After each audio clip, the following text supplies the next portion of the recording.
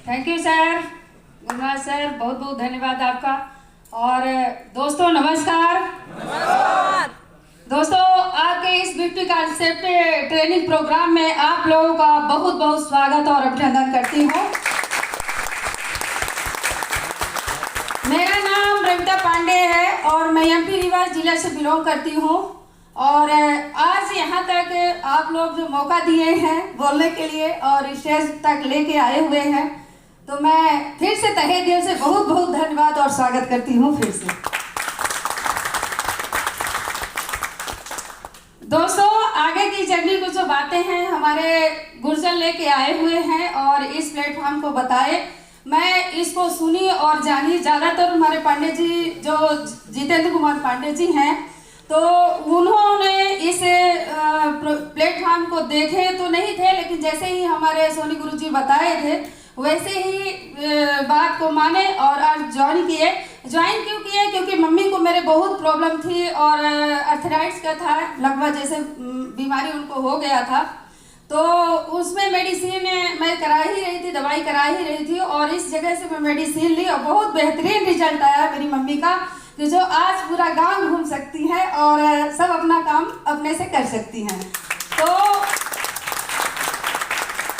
इसकी वजह से मैं बोली कि क्या करूँगी मैं घर में बैठे बैठे, चलो इसको शुरुआत करते हैं। और शुरुआत करते करते मुझे ये नहीं पता था कि ये प्लेटफॉर्म मुझे इतना बड़ा बना देगा कि एक हाउस वाइफ से एक बिजनेसमैन बना देगा।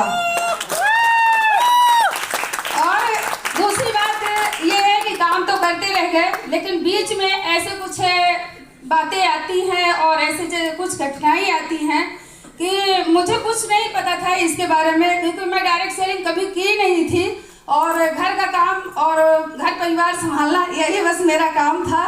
लेकिन जैसे ही पांडे जी की पोस्टिंग आई और आसाम में, और उस समय की बातें मैं बताऊं आप लोगों से कि बात भी नहीं हो पाती थी, ऐसे हाई एलटी में पोस्टिंग आई। तो मैं बोली कि जब इतनी बड़ी टीम हमारी बन गई है और सब लोग आ गए हैं, अगर मैं नहीं खड़ी होती तो हमारी टीम आगे नहीं बढ़ पाएगी।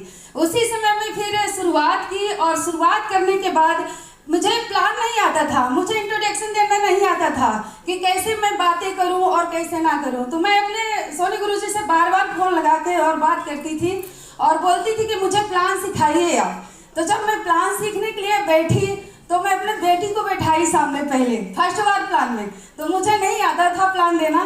तो कभी मैं जो बोलते हैं ना कि 7 तत्वों की ज़रूरत होती है, तो मैं 6 तत्वों की ज़रूरत होती है ऐसे करके बोलती थी। लेकिन बार बार उसको प्रैक्टिस करते करते करते करते मैं फिर वीडियो बनाना शुरू कर दी सामने से कि मैं सीखूंगी और मैं इस काम को करूंगी, आगे बढ़ूंगी।